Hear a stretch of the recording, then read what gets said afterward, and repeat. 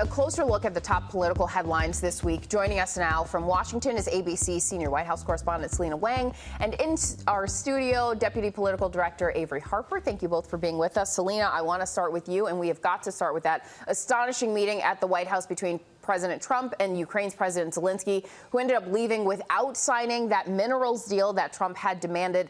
Talk to us about the reaction from home and abroad about that really just astonishing meeting.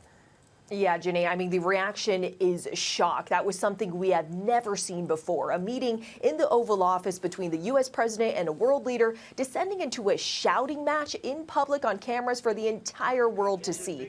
You've got Republicans who are defending the president while Democrats are slamming Trump for embarrassing Zelenskyy to Putin's benefit. What our European allies want is a peace agreement that ensures that Putin doesn't invade Ukraine again, something that comes with strong security guarantees. Our European allies, they are currently rallying around Ukraine, but they are at this moment more concerned than ever that Trump could cut a deal directly with Putin that is more favorable to Russia. And also right now, future American support for Ukraine, all of that also unclear.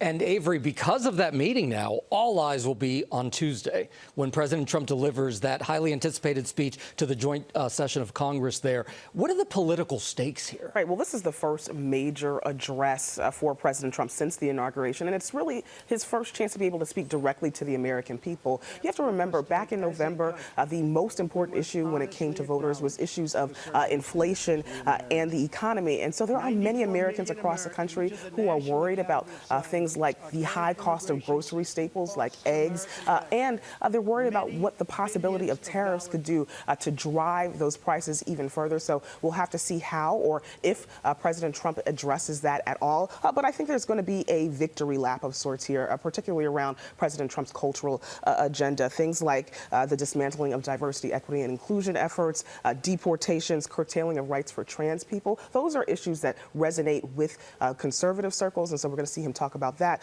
Also, I think we would be remiss if we didn't remark and talk about the fact that he's likely going to praise Elon Musk and his Department of Government Efficiency, which has already fired thousands of federal workers. Thousands of federal workers. And Averi, you just touched on the tariffs there. Selina, I want to bring you back in because President Trump says that more tariffs are coming on our biggest trading partners next week. So what do we know and what would be the impact?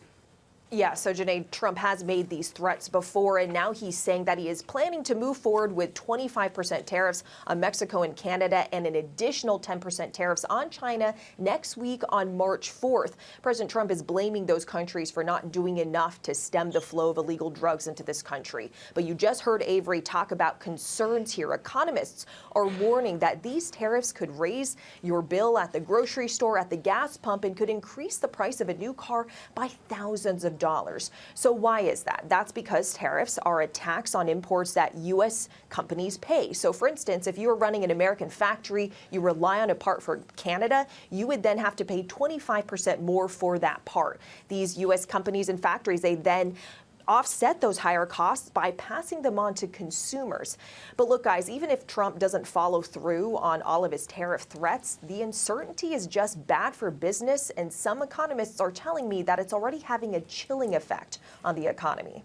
And staying on money here, Averi, the new Republican budget looks to slash about $2 trillion over a decade from the federal budget. What does that mean for Medicaid? Because there are 72 million people enrolled in that. Right. This is the program that provides health care for low-income Americans and for those with disabilities. And it's expected to get the brunt of these cuts as Republicans try to find ways to cut spending. The bottom line is that if this were to happen, there could be less people who are covered and or less services that are offered through Medicaid. And this is a really important program. I mean, a significant number of the births are covered, in this country by Medicaid. It is the biggest payer of nursing home costs as well. So there's so much at stake. A big week in politics. Averi Harper, Selina Wang, thank you so much for joining us and helping us break this all down because it's a lot to digest. Definitely is. Thank you.